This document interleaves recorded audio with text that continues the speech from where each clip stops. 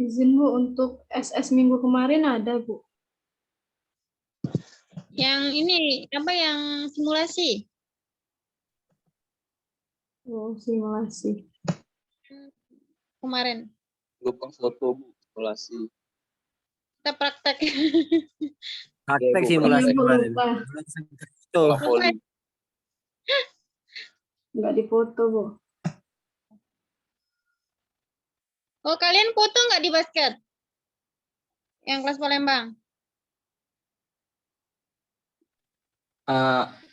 Di MK basket? Nah, enggak juga. Berarti Foto ada Bu juga. kayaknya Bu. Foto Ada Bu ya? baris. Ya. Tapi Ya udah. nggak ada paricatnya kayaknya. Oke, nggak apa-apa. Nanti dipotong aja. Nanti tanggalnya ada kan? Dipotong aja atau gimana Pak Richard? Yang penting tanggal itunya ada. Ya? Rido? Iya Bu. Baik Bu. Oke. Oke lah, silakan dimulai ya diskusinya. Mohon maaf saya off cam karena ada kegiatan sebentar ya. Izin share screen, Bu, ya. Oke, silakan Tri.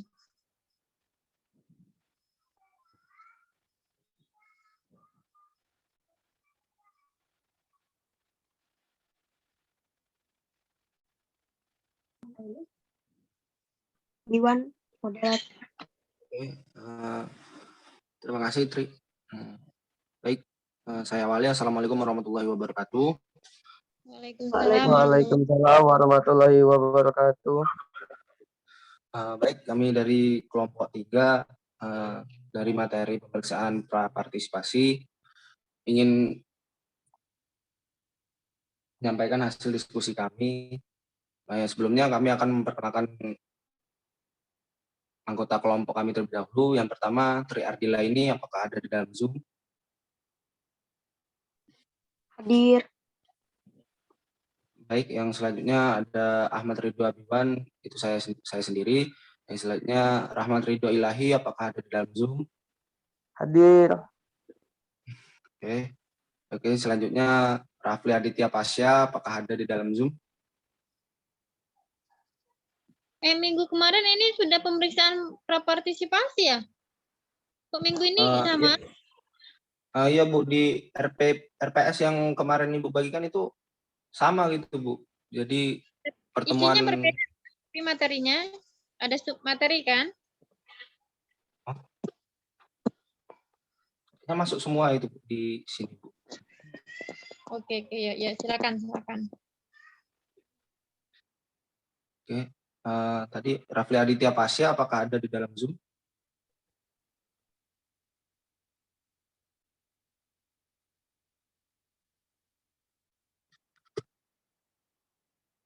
Rafli Aditya Pasya.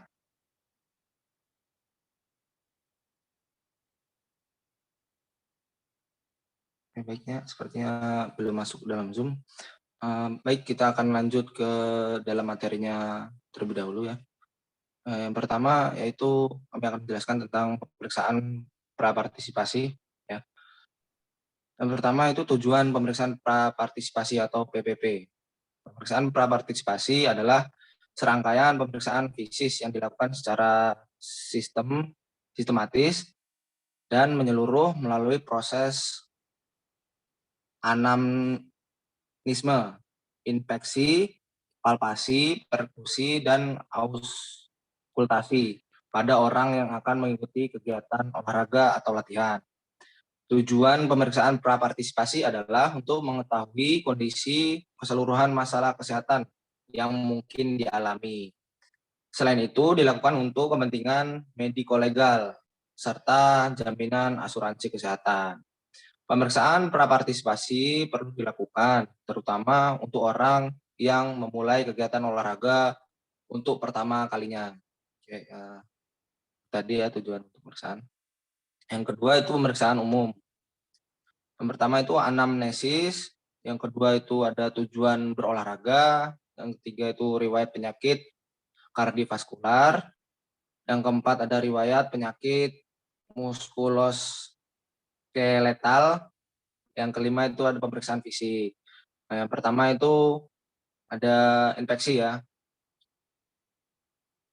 Observasi dengan melalui indera penglihatan. Jadi inspeksinya itu dilakukan dengan observasi dengan melalui indera penglihatan. Yang kedua itu ada palpasi. Yang dilakukan secara pemeriksaan melalui indera sensibilitas permukaan telapak tangan. Yang ketiga itu ada perkusi. Dilakukan secara pemeriksaan dengan memperhatikan resonansi suara yang ditimbulkan perkusi. Oke. Lanjut.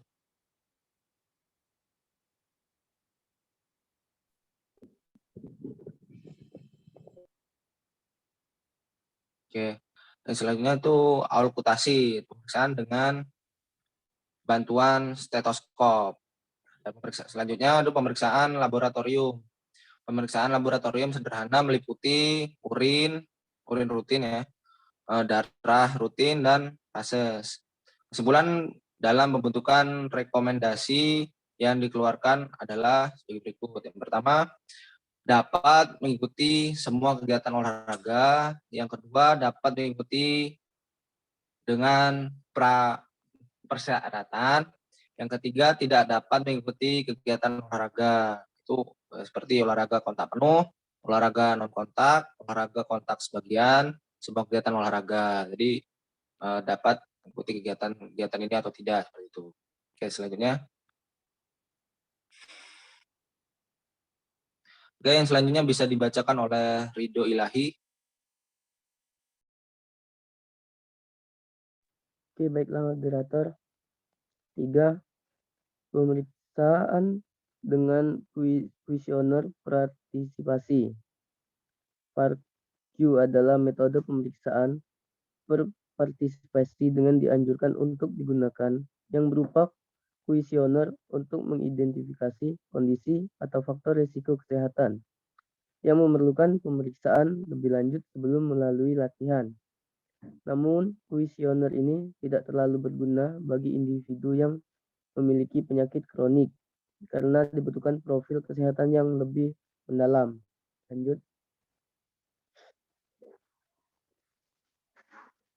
4. Pemeriksaan kebugaran jasmani. Pemeriksaan kebugaran jasmani merupakan serangkaian kegiatan pemeriksaan yang dilakukan terhadap seseorang untuk menilai tingkat kebugaran jasmani yang dimilikinya. Pemeriksaan kebugaran jasmani ditunjuk untuk A. Parameter awal dan menentukan jumlah latihan yang akan diberikan seseorang. B. Evaluasi terhadap kemajuan satu program latihan yang berlangsung. C. Penentuan kebijakan. Baiklah, saya kembalikan ke moderator. Oke, yang selanjutnya bisa dibacakan oleh Triadila ini. Baiklah, selanjutnya ada jenis pemeriksaan kebugaran jasmani. Yang A, pemeriksaan komposisi tubuh. Yang pertama ada IMT atau indeks massa tubuh. Perbandingan berat dan tinggi badan, berat badan kilogram. IMT sama dengan badan atau meter second. Interpretasi hasilnya adalah kurang dari 20 sama dengan kurus, 20 sampai 25 normal, 26 sampai 30 obesitas tingkat 1. Yang kedua ada pengukuran tebal lemak di bawah kulit pada tempat-tempat tertentu dengan skin fold caliper.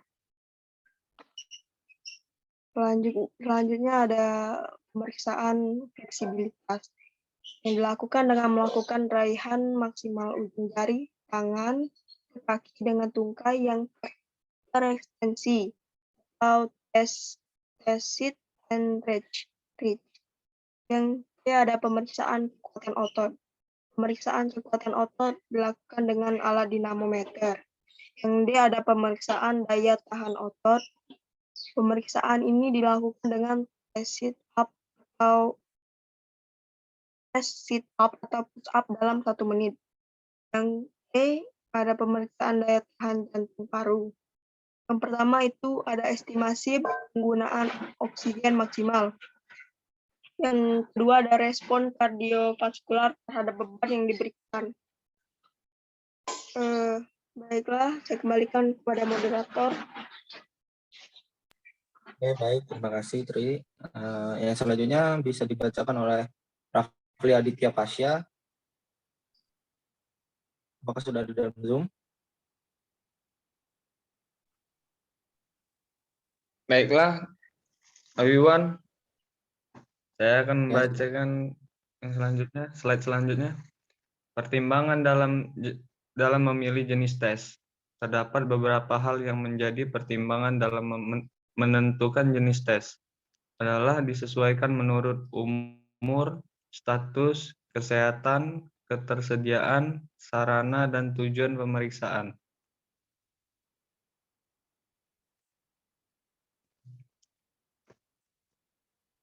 Sinyal apa ya?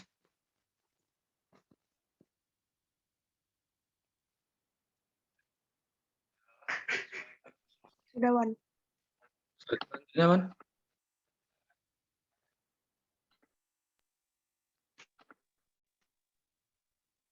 Sampai akhir tadi, Bil, PPT-nya. Sudah. Terima kasih, Rafli, atas pembacaannya tadi. Di sini kami sudah membawakan materi tentang pemeriksaan prapartisipasi dan beberapa tadi yang sudah kami jelaskan juga. Di sini kami membuka sesi tanya jawab. Yang ingin bertanya terkait materi yang sudah kami jelaskan tadi, silakan bertanya, silakan on mic ya untuk teman-teman sekalian.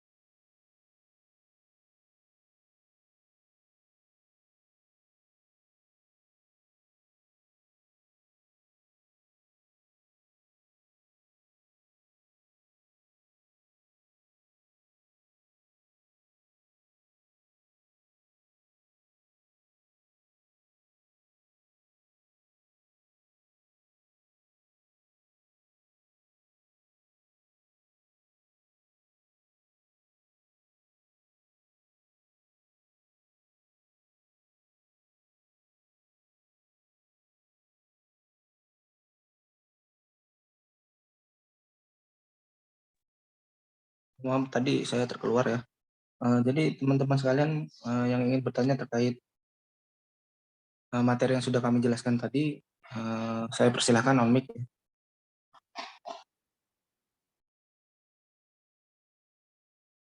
Bentar.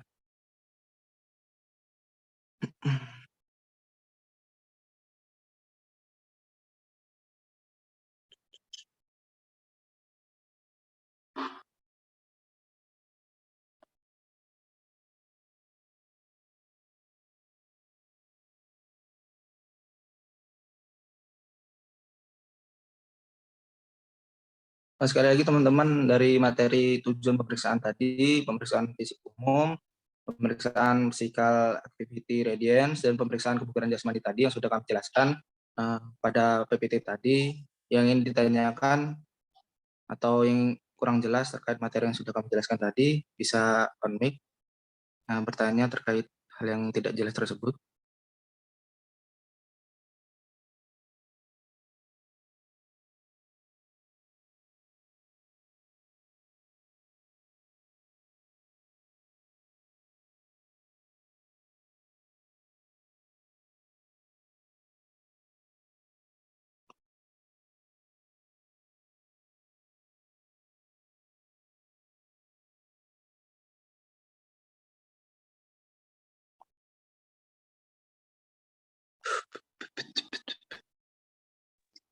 Izin bertanya, Ahmad Ridawiwan.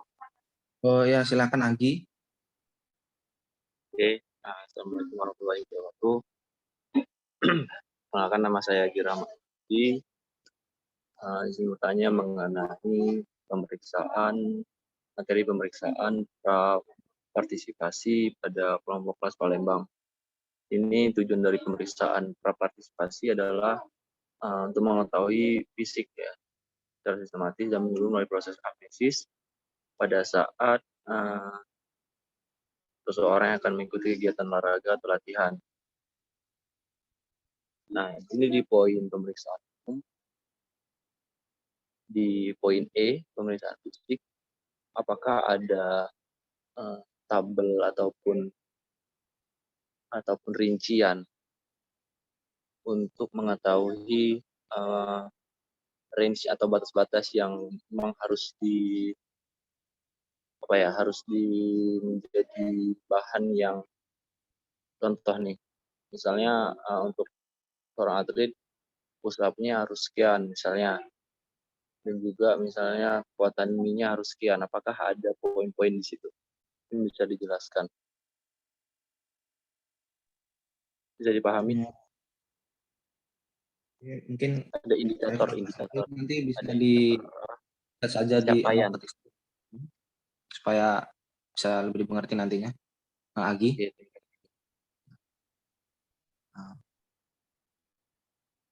Terima kasih Agi.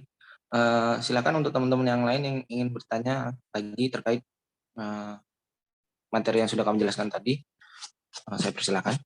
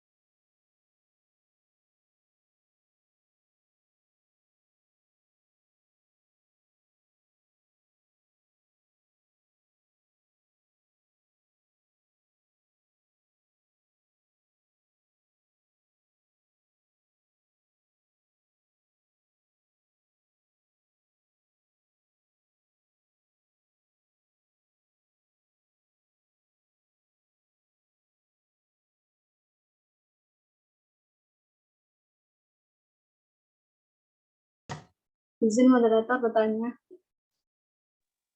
Ya, silakan Desi Ramadanti. Baiklah. Pertanyaannya tadi ada di pemeriksaan umum, itu kan di poin C sama D ada riwayat penyakit kardiovaskular dan penyakit muskuloskeletal. Nah, apa-apa saja riwayat penyakit kardio sama muskuloskeletal itu? Terima kasih. Terima kasih Desi atas pertanyaannya ya. Silakan diketik di kolom Zoom terkait dengan pertanyaannya.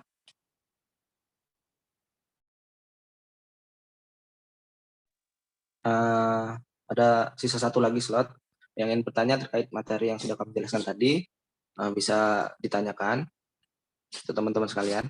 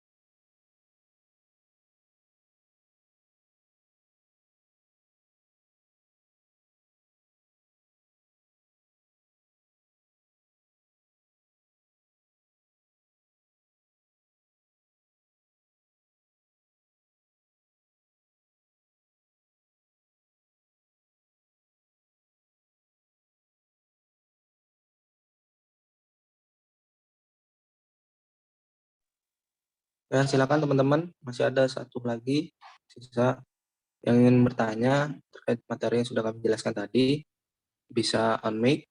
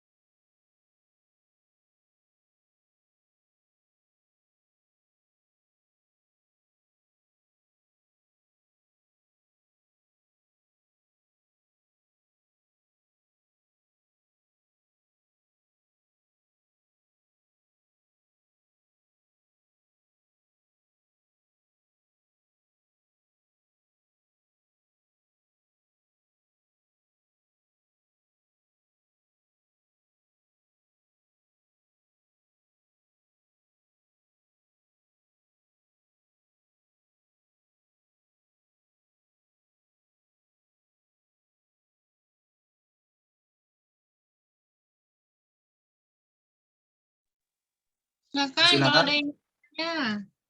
Temannya ditunggu.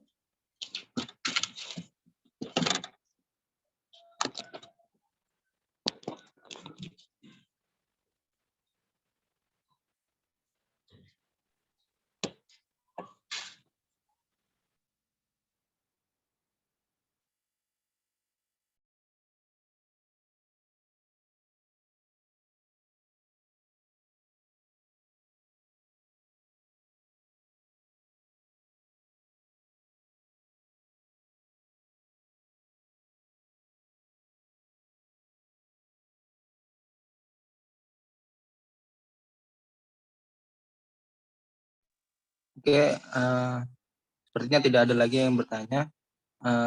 Saya berikan terlebih dahulu untuk kelas Indralaya memaparkan materi selanjutnya. Silakan Baik, moderator kelas Indralaya. baik, terima kasih kepada Ahmad Ridho Abiwan. Buat rekan-rekan saya, tolong di-share screen.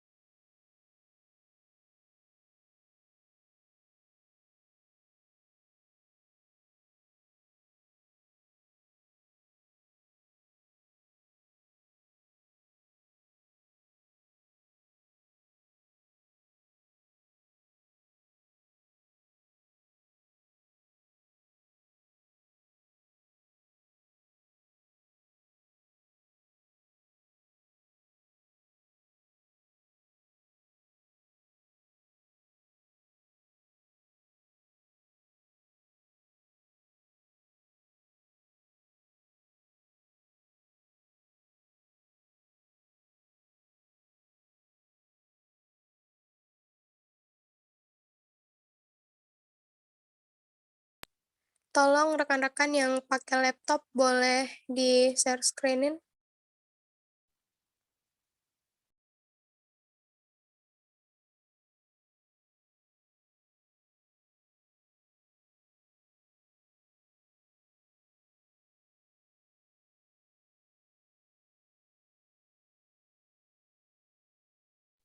Baiklah, terima kasih. Assalamualaikum warahmatullahi wabarakatuh. Waalaikumsalam warahmatullahi wabarakatuh. Waalaikumsalam warahmatullahi wabarakatuh.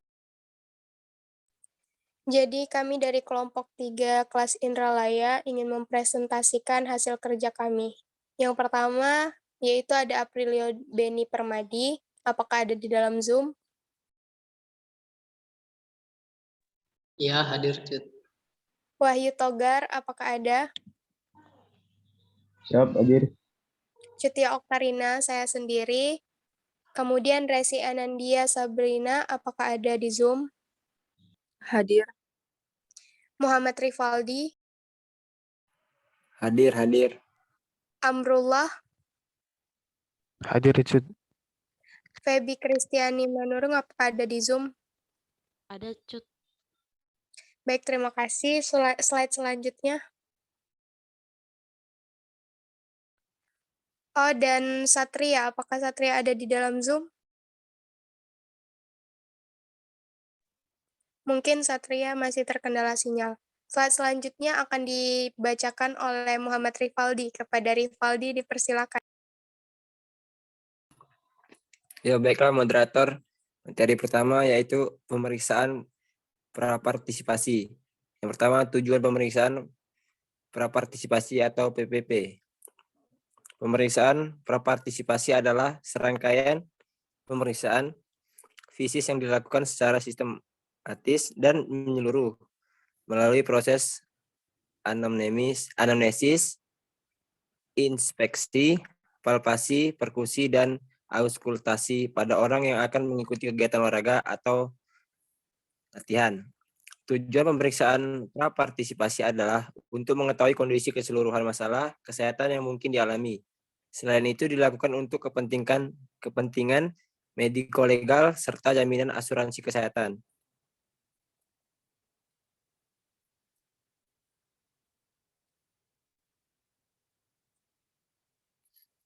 Lanjut. Baik, terima kasih kepada Rifaldi. Selanjutnya akan dibacakan oleh Resi. Kepada Resi, dipersilakan. Baik, terima kasih moderator. Kedua, pemeriksaan umum. Yang pertama ada anamnesis, tujuan berolahraga, riwayat penyakit kardiovaskular, riwayat penyakit muskuloskeletal, pemeriksaan fisik. 1. Inspeksi, observasi dengan melalui indera penglihatan. 2. Palpasi, pemeriksaan melalui indera sensibilitas permukaan telapak tangan. 3. Perkusi, pemeriksaan dengan memperhatikan resonansi suara yang ditimbulkan perkusi.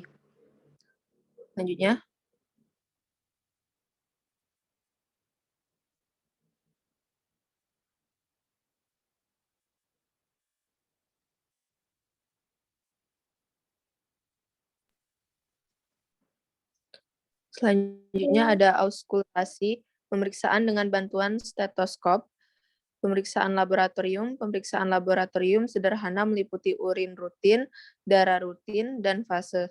Kesimpulan dalam bentuk rekomendasi yang dikeluarkan adalah sebagai berikut. A. Dapat mengikuti semua kegiatan olahraga. B. Dapat mengikuti dengan persyaratan. C. Tidak dapat mengikuti kegiatan berolahraga. Olahraga otak penuh, olahraga non-kontak, olahraga ontak sebagian, semua kegiatan olahraga. Saya kembalikan ke moderator. Baik, terima kasih kepada Resi.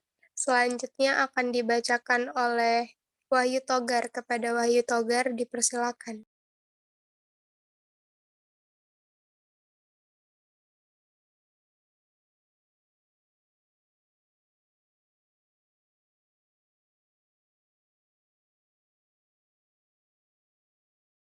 Apakah Wahyu Togar ada? Siap, ada. Ya, silakan dibacakan. Halo. 3. Pemeriksaan dengan kuesioner prapartisipasi Physical Activity Readiness Questionnaire. Part K adalah metode pemeriksaan partisipasi yang dianjurkan untuk digunakan yang berupa kuesioner untuk mengidentifikasi kondisi atau faktor risiko kesehatan yang memerlukan pemeriksaan lebih lanjut sebelum memulai latihan. Namun, kuesioner ini tidak terlalu berguna bagi individu yang memiliki penyakit kronik karena dibutuhkan profil kesehatan yang lebih mendalam. Selanjutnya,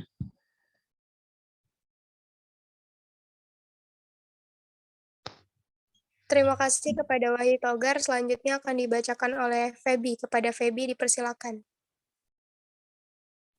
Baik, terima kasih moderator. Selanjutnya 4. Pemeriksaan kebugaran jasmani. Pemeriksaan kebugaran jasmani merupakan serangkaian kegiatan pemeriksaan yang dilakukan terhadap seseorang untuk menilai tingkat kebugaran jasmani yang dimilikinya. Pemeriksaan kebugaran jasmani ditunjukkan untuk pertama, parameter awal ada dalam menentukan jumlah latihan yang akan diberikan seseorang. B. Evaluasi terhadap kemajuan suatu program latihan yang berlangsung. C. Penentuan kebijakan. Saya kembalikan kepada moderator. Lanjut, Feb. Nggak apa-apa. Baik, jenis pemeriksaan kebugaran jasmani. A. Pemeriksaan komposisi tubuh. IMT atau indeks massa tubuh. Perbandingan berat dan tinggi badan. Berat badan kilogram, IMT sama dikurang tinggi badan. Itu dibaca juga ya rumusnya, Cut? Iya, boleh dibacain aja.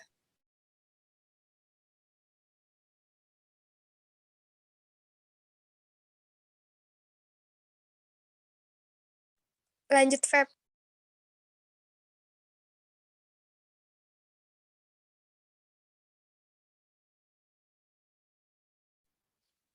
Halo, Feby.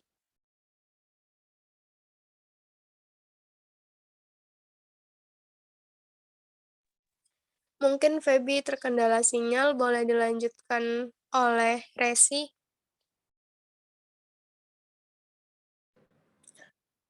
Baiklah, saya ulangin jenis pemeriksaan kebugaran jasmani.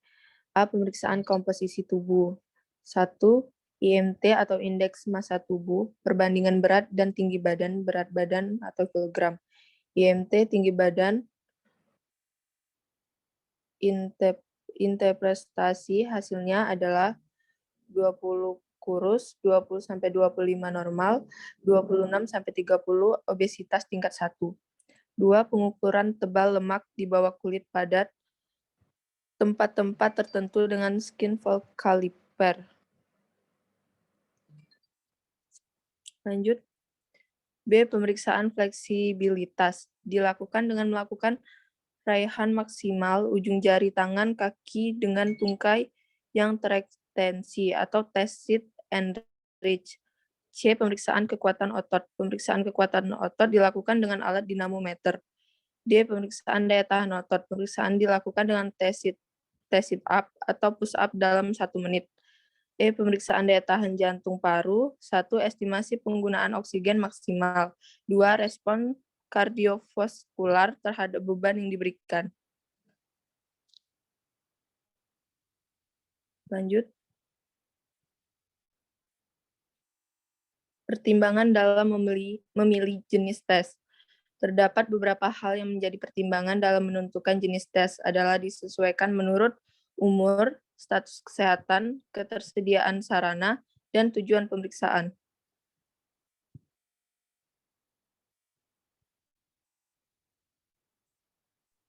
Terima kasih kepada Resi. Selanjutnya akan dibacakan oleh Satria. Kepada Satria dipersilakan.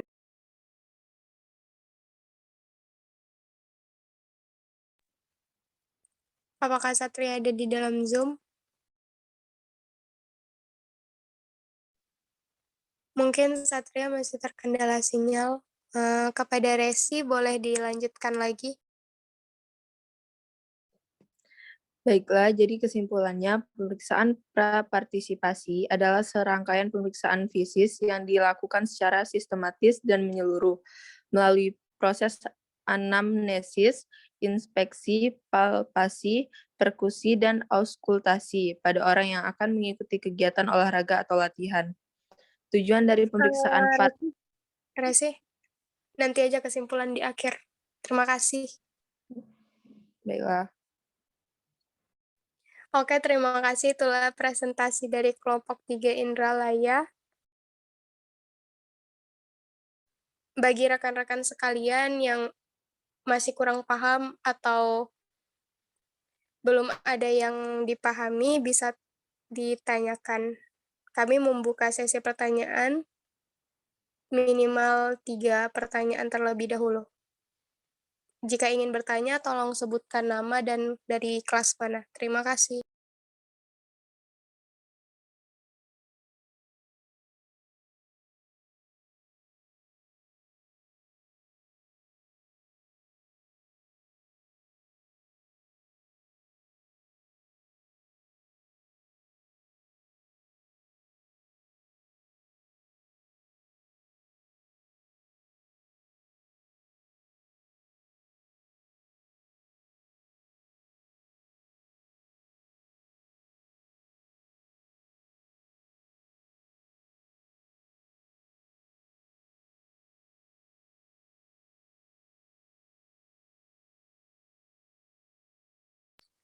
Baik kepada kelas Palembang maupun Indralaya, dipersilakan untuk bertanya. Yang ingin bertanya, mohon sebutkan nama dan dari kelas mana.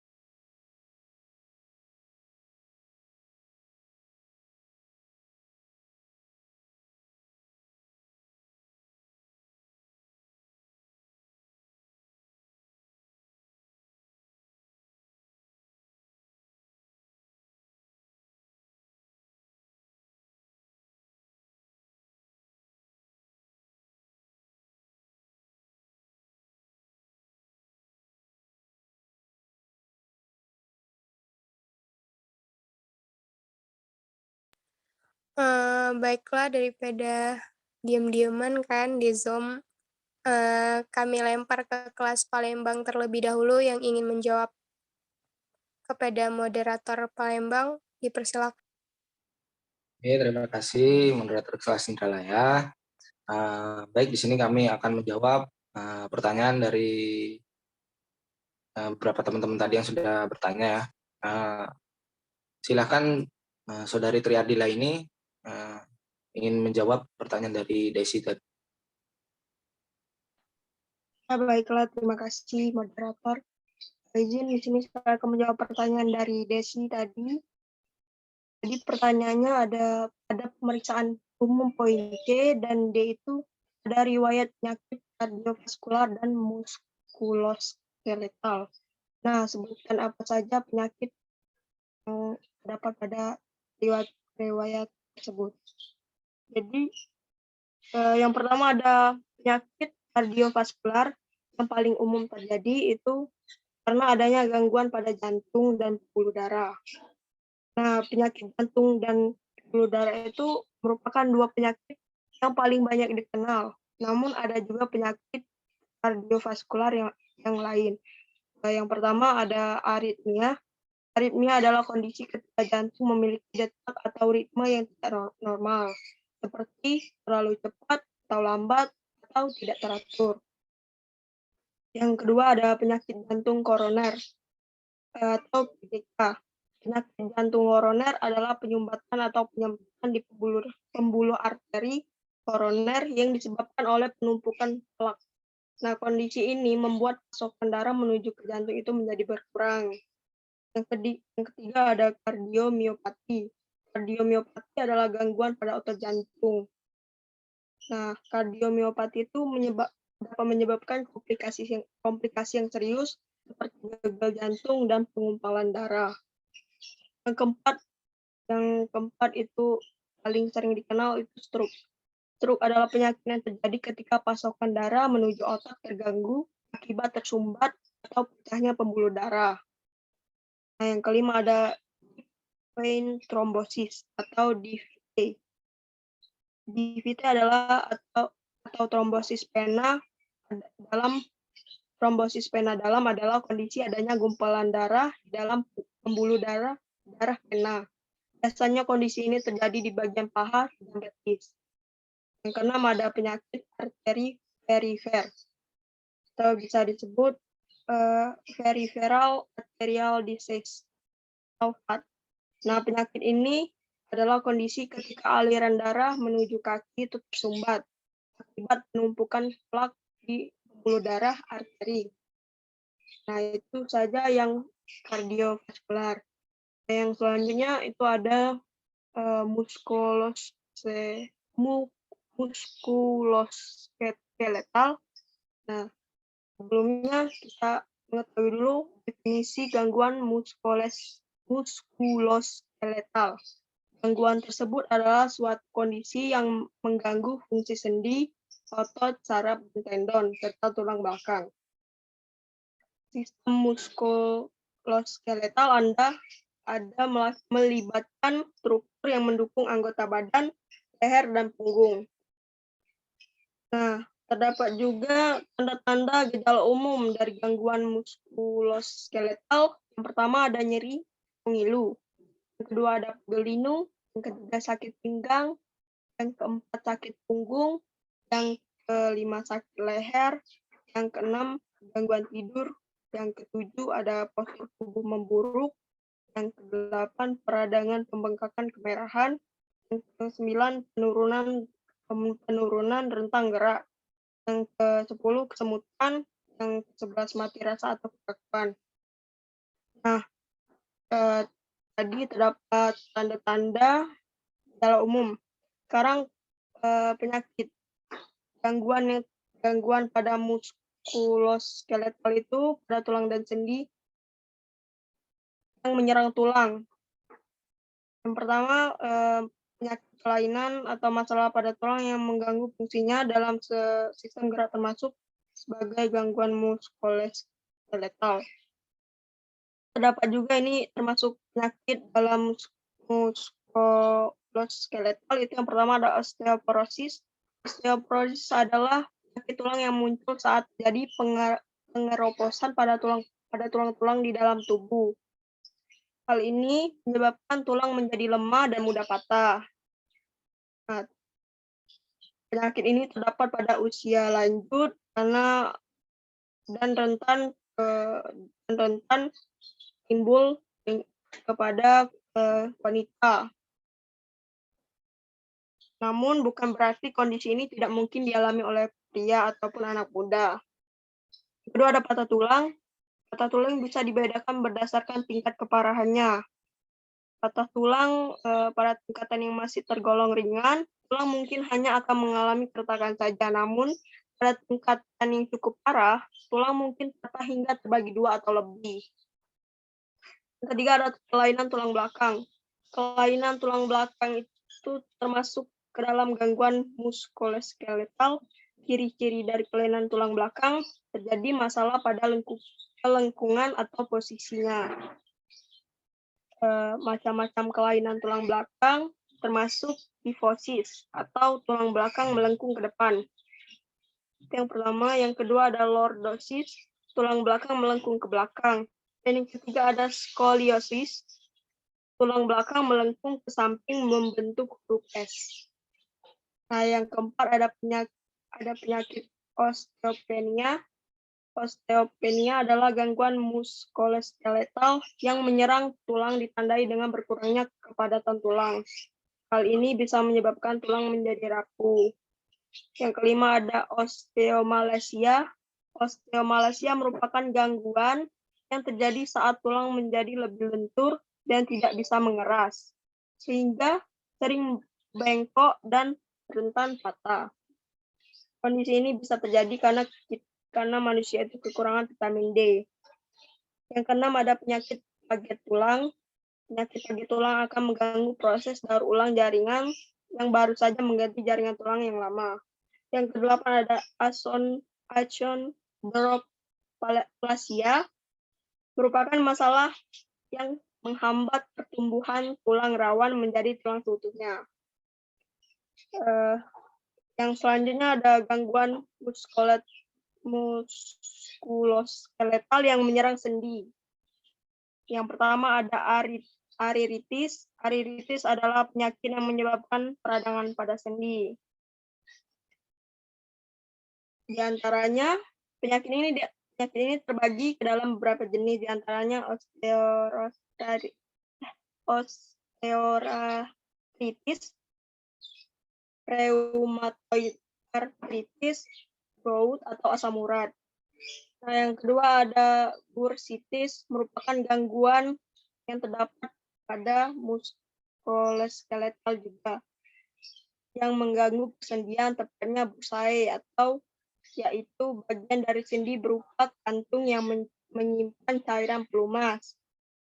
Kondisi ini menyebabkan rasa sakit pada persendian. Yang ketiga ada tendinitis. Tendinitis adalah masalah persendian yang menyerang tendon, yaitu penghubung antara tulang dengan otot. Yang keempat ada tennis elbow. Sebenarnya gangguan muskuloskeletal yang satu ini hampir sama dengan cedera tendon, tapi tennis elbow biasanya terjadi di sendi di area siku saat Anda terlalu banyak menggunakan akibat gerakan berulang yang dilakukan berkali-kali dalam pergelangan tangan atau lengan. Yang keenam ada carpal tunnel syndrome. Penyakit ini terjadi karena adanya tekanan di pergelangan tangan Anda. Nah, yang selanjutnya ada gangguan muskuloskeletal yang menyerang otot. Yang pertama ada mialgia.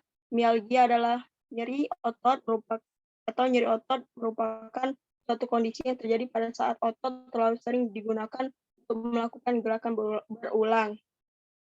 Yang kedua ada fibromalgia. Fibromalgia ini hampir mirip dengan malgia. Fibromalgia adalah nyeri otot yang muncul di sekujur tubuh di waktu yang bersamaan. Biasanya kondisi ini disertai dengan rasanya lelah berlebihan, gangguan tidur, dan suasana hati yang kacau. Yang ketiga ada cedera otot, atau bisa disebut dengan kesleo. Merupakan salah satu gangguan muskuloskeletal yang mengganggu sistem otot manusia. Yang keempat ada distrofi otot. Distrofi otot sekumpulan penyakit otot yang menyebabkan kelemahan atau secara perlahan. Yang kelima ada atrofi otot. Atrofi otot ditandai dengan kelemahan otot yang membuatnya tidak bisa digunakan. Yang keenam ada kram atau kejang otot. Kram dan kejang otot merupakan masalah kesehatan otot yang hampir mirip dengan kram otot dan kejang otot. Kram otot dan kejang otot merupakan masalah kesehatan otot yang hampir mirip. Karena biasanya kondisi ini bisa saja muncul saat Anda sedang tidur di malam hari, dan bisa saja mengalami kontraksi yang secara tiba-tiba dan di luar kendali. Begitu saja dengan jawaban saya. Bagaimana, Desi? Apakah bisa menerima jawaban saya?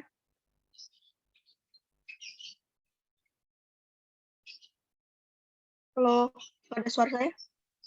Oke, terima kasih Dila atas jawaban yang sudah dijawabkan tadi. Mungkin ada teman-teman sekalian yang ingin menambahkan atau menyanggah terkait jawaban yang sudah Triadila ini sampaikan tadi. Saya persilahkan.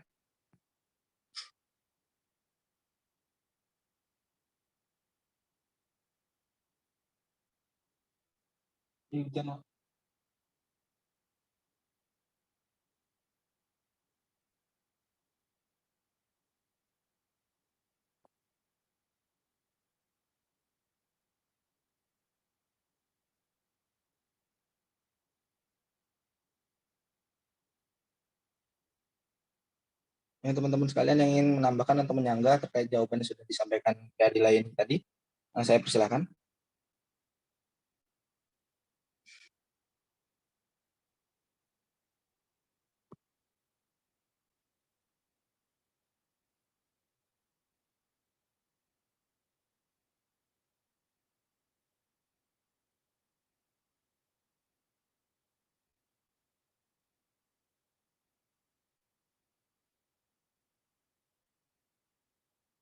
Oke, sepertinya tidak ada yang menambahkan untuk menyanggah. Saya kembalikan lagi ke yang bertanya, Desi Ramadanti, terkait jawaban yang sudah disampaikan oleh Tri Adila ini tadi, apakah sudah jelas atau ada yang ingin disanggah lagi? Baiklah, jawaban dari Tri Adila ini sudah sangat jelas, secara rinci dan jelas ya, sehingga membuat teman-teman paham. Yaitu kardiovaskular seperti jantung, stroke, dan muskuloskeletal yaitu kelainan tulang belakang, gangguan yang menyerang tulang, sendi, serta otot. Ya. Terima kasih kepada Tri Adila ini atas jawabannya. Dapat saya terima. Kembali ke moderator. Oke, terima kasih Desi. Oke, selanjutnya pertanyaan dari Agirama Wahyudi tadi akan dijawab oleh Rahmat Ridho Ilahi. Saya persilahkan. Oke, baiklah. Pertanyaannya tadi, apakah bisa dipaparkan mengenai indikator yang wajib menjadi acuan dalam pemeriksaan fisik? Yang pertama indikatornya composition mentis, yaitu kesadaran penuh dan memberikan respon yang adekuat terhadap semua stimulus yang diberikan kepada pemeriksa fisik. Apatis, yaitu bila pasien dalam keadaan sadar, tetapi acuh tak acuh terhadap keadaan di sekitarnya, pasien dapat memberikan respon yang akurat bila diberikan stimulus. Yang ketiga, tekanan darah. Yang keempat, denyut nadi. Yang kelima, keadaan tubuh yang sehat agar bisa melakukan tes fisik. Dan somnolen, yaitu tingkat kesadaran yang lebih rendah daripada apatis, yaitu di mana pasien tampak mengantuk, selalu ingin tidur, tidak responsif terhadap stimulus ringan, tetapi masih memberikan respon terhadap stimulus yang agak keras, kemudian tidur lagi, yaitu delirium, yaitu keadaan seorang yang menurun serta kacau, biasanya disertai dengan disorientasi. Untuk melakukan tes fisik ini, alangkah baiknya jika pasien sedang keadaan abnormal. Terima kasih, itu saja jawaban dari saya. Saya kembalikan ke moderator. Oke, terima kasih Rido. Tolong boleh di share screen Dila foto yang tadi Dil. Ya, bentar-bentar. SS ke Dila.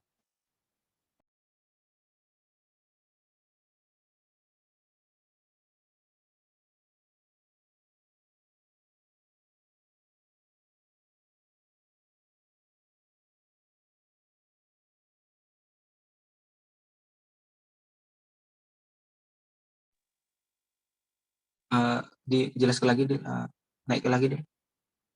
Kurang, ada yang ketutupan itu fotonya. Nah,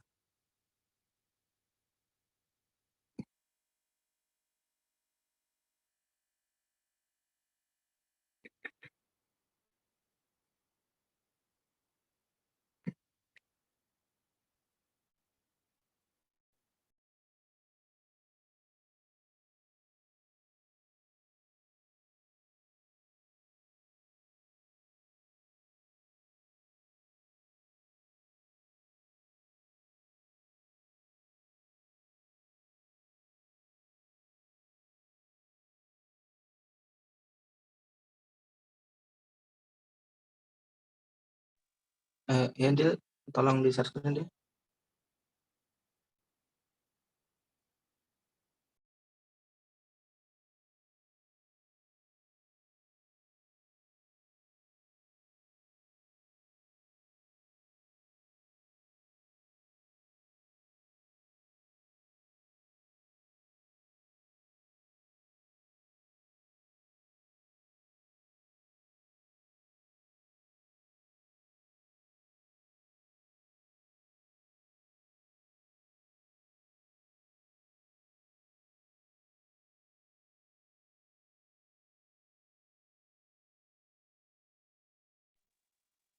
Ya, mungkin seperti ini ya.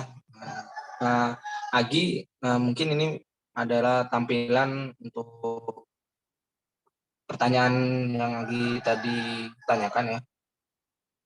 Bentar, saya lihat dahulu tadi pertanyaannya apa. Ya, ini mungkin bisa jadi indikator ya untuk dalam pemeriksaan fisik. Ya.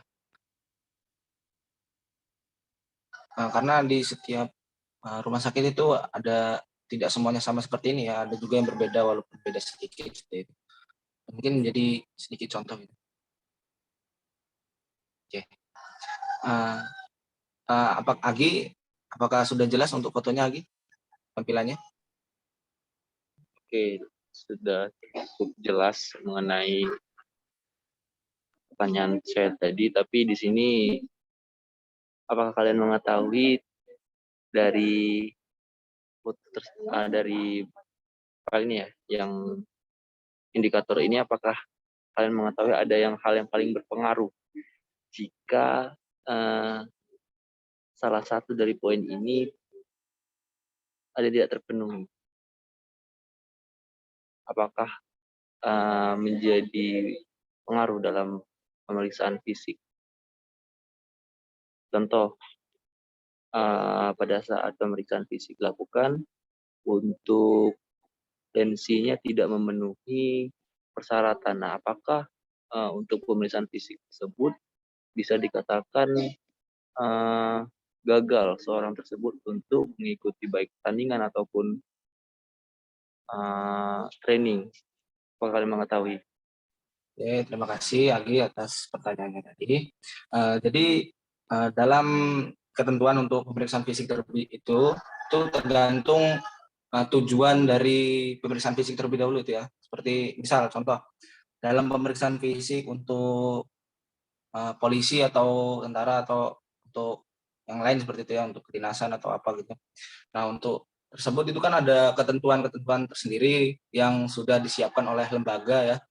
Hal apa yang menjadi acuan yang nantinya jadi akan berhasil atau tidaknya orang tersebut dalam pemeriksaan fisik seperti itu. Nah, seperti contoh dalam tinggi badan seorang saja ya, dalam misal contoh kita ambil polisi atau tentara seperti itu. Tinggi pria itu 160. Nah, hal itu kan tidak sesuai dari ketentuan yang sudah lembaga keluarkan terkait tinggi badan seperti itu. Dan itu nanti yang akan menjadi seperti kegagalan ya seseorang tersebut dalam pemeriksaan fisik. Tapi tetap yang lain akan diperiksa walaupun dalam tinggi orang tersebut gagal. Jadi semuanya dalam pemeriksaan fisik itu tergantung tujuan apa yang ingin dicapai. Misal kayak kita daftar untuk kedinasan atau kepolisian atau yang lain seperti itu tergantung lembaganya tersendiri ya, ketentuan lembaganya tersendiri. Mungkin itu yang bisa saya sampaikan, atau ada tambahan yang lain dari teman-teman sekalian ingin menambahkan dari pertanyaan Agi tadi, saya persilahkan.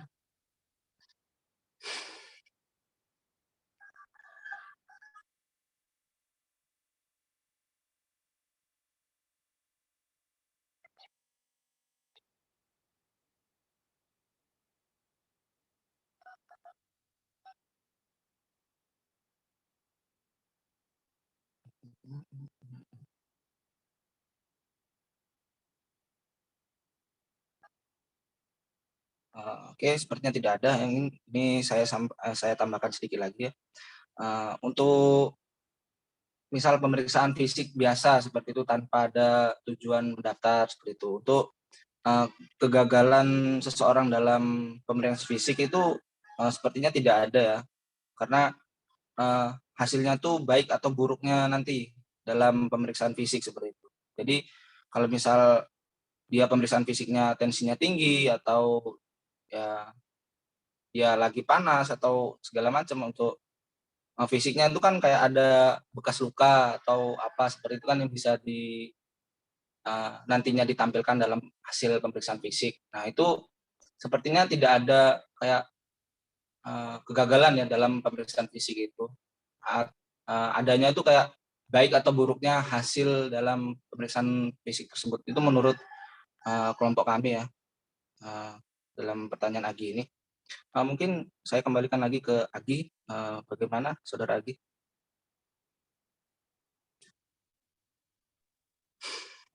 Oke, cukup dipahami jawaban dari kelompok Palembang untuk pertanyaan saya tadi. Terima kasih banyak untuk jawabannya. Oke, terima kasih Agi. Mungkin saya kembalikan lagi ke kelas moderator kelas Indralaya untuk membuka sesi tanya jawab yang belum ada yang bertanya tadi. Saya persilakan untuk moderator kelas Indralaya.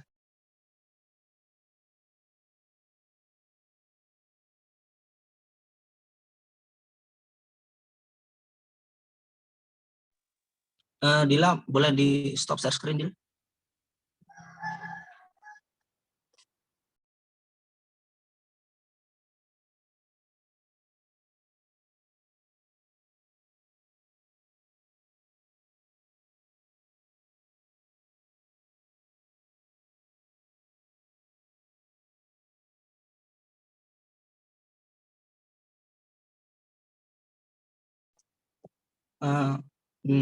Mungkin bisa diambil alih untuk moderator kelas Indralaya.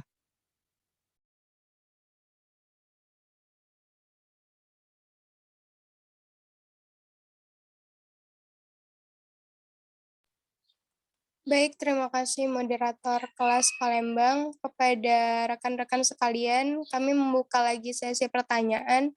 Bagi rekan sekalian yang ingin bertanya, silakan open mic dan sebutkan nama dari kelas mana.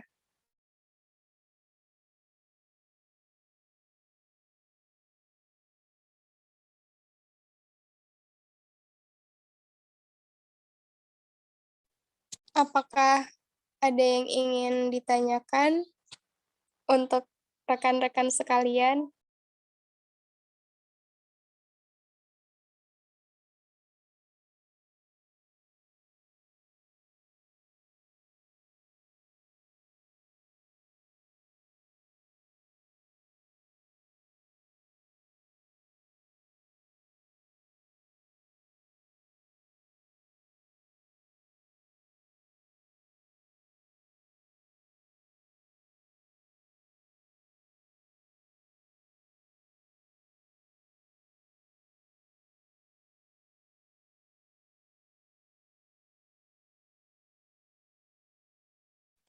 Bagaimana rekan-rekan, apakah masih kurang jelas atau ada yang ingin ditanyakan?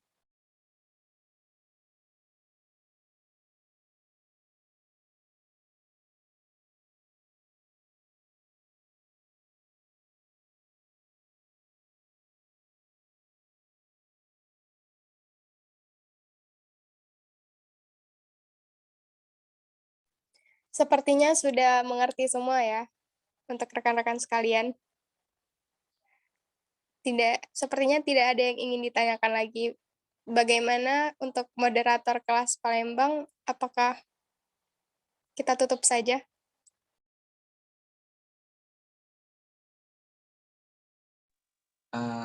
Ya, kita tanyakan dulu ke Ibu. Izin Bu Ana.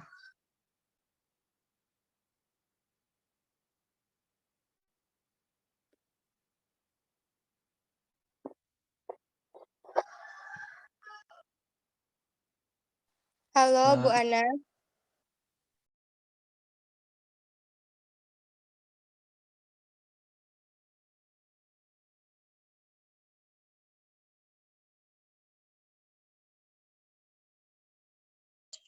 Ya, halo.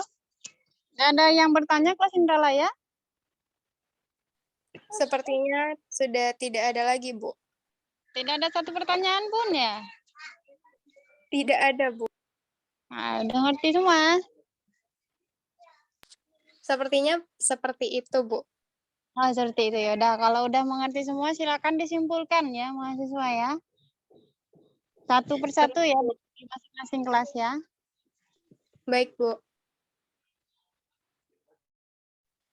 kepada kelas Palembang, silakan jika ingin menyimpulkan terlebih dahulu. Oke, terima kasih. Sebentar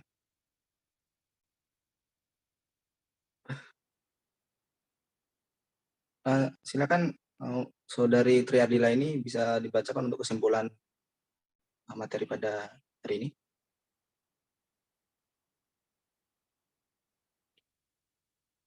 Tri.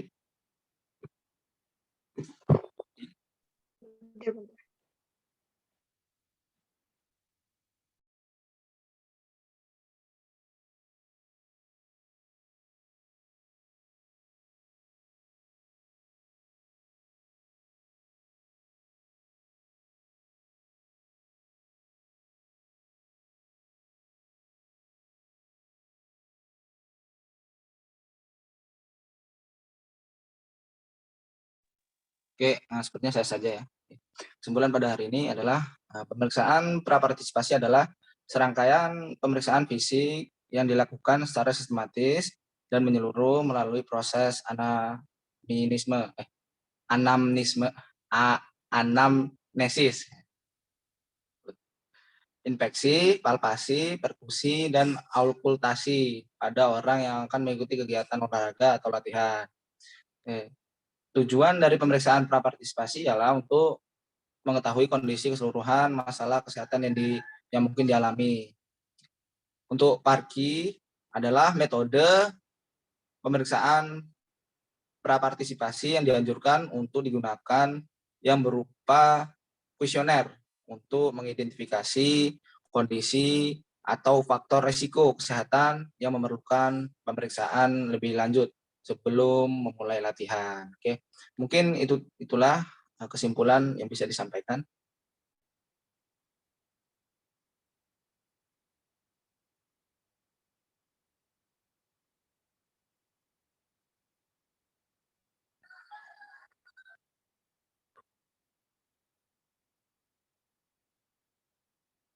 Oke, silakan Cut ya, mungkin bisa diambil lagi. Baiklah, terima kasih kepada moderator Palembang.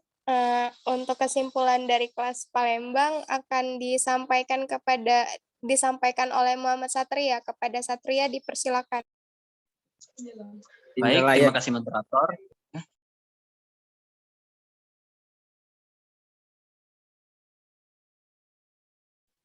Izin menyimpulkan. Jadi kesimpulannya, pemeriksaan prapartisipasi adalah serangkaian pemeriksaan fisik yang dilakukan secara sistematis dan menyeluruh melalui proses anamnesis, inspeksi, palpasi, perkusi, dan auskultasi pada orang yang akan mengikuti kegiatan olahraga atau latihan. Tujuan dari pemeriksaan prapartisipasi ialah untuk mengetahui kondisi keseluruhan masalah kesehatan yang mungkin dialami. Selain itu, dilakukan untuk kepentingan mediko-legal serta jasmani asuransi kesehatan dalam artian cedera. Mungkin itu kesimpulan dari saya. Saya akhir. Terima kasih. Baik. Terima kasih kepada Muhammad Satria. Itulah kesimpulan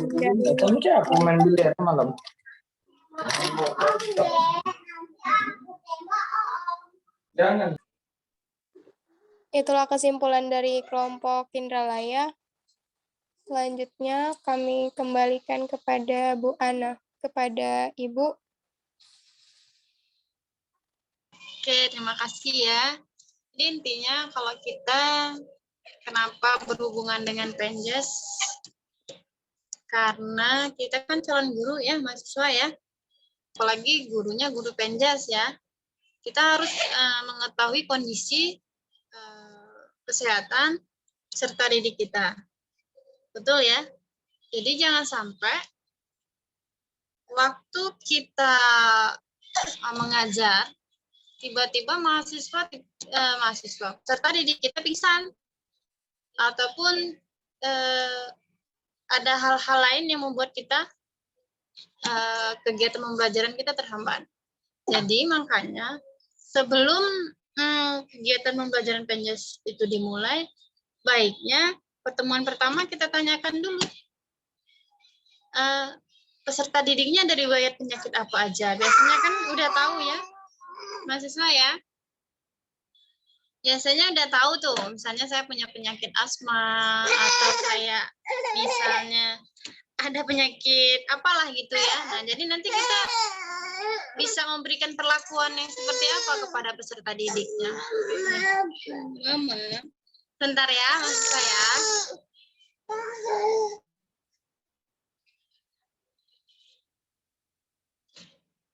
Bentar ya, adek-adek.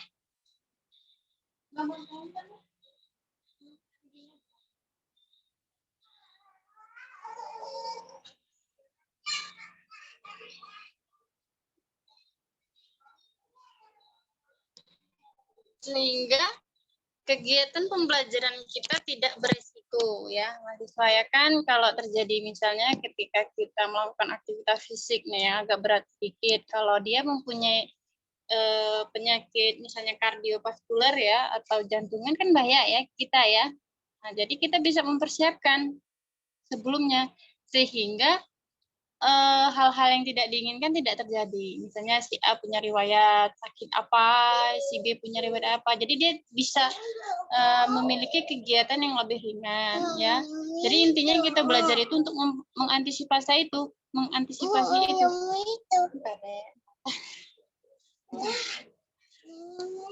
Ya, apa? Sorry, banyak iklan ya. Ya nanti sebentar. Ya begitu saja tambahan dari saya. Pada intinya kalau kita tahu kondisi peserta didik kita baru bisa melakukan eksperimen lah, bukan atau tindakan ya atau perlakuan terhadap peserta didik kita itu seperti apa. Misalnya kan kalian tidak perlu lagi diadakan.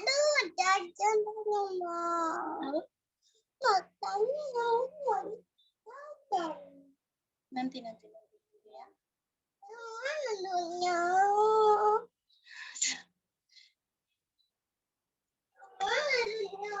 Di motor tadi, Ibu di motor. Ya, mahasiswa ya. Jadi kalau kalian kan udah pernah cek kesehatan nih masuk Unsri, udah ada riwayatnya, ada tinggi badan, berat badan, riwayat penyakit kan semuanya ada di rekod dari sana ya waktu tes masuk ya benar ya. Ya, jadi kalau kalian udah masuk sini nih udah jelas itu udah nggak buta warna lagi, udah sehat segala macam ya. Jadi dosen-dosennya memperlakukan kalian ya memperlakukan orang yang udah nggak ada penyakit gitu loh, udah sehat semua gitu. Di secara general kalian udah sehat gitu loh, ya. Itu tadi salah satu kegunaan ya. Partisipasi tadi ya mahasiswa ya. Saya rasa kalian udah paham semua kegunaannya, apalagi kita calon guru PNJAS ya. Jadi kita harus mengetahui riwayat-riwayat perkembangan peserta didik kita sehingga hal-hal yang tidak diinginkan bisa tidak terjadi ya. Gitu aja mahasiswa ya. Tambahan dari saya, silakan ditutup.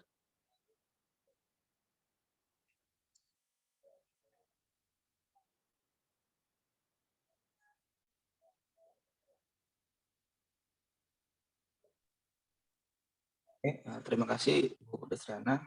Tadi sudah disampaikan. Baik, di sini kami akan menutup. Mungkin itu tadi materi yang sudah kami sampaikan terkait beberapa pemeriksaan prapartisipasi.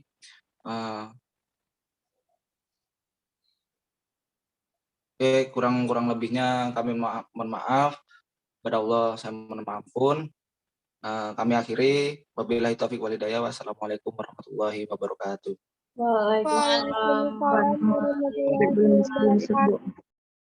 Silakan di screenshot dulu ya, Nak.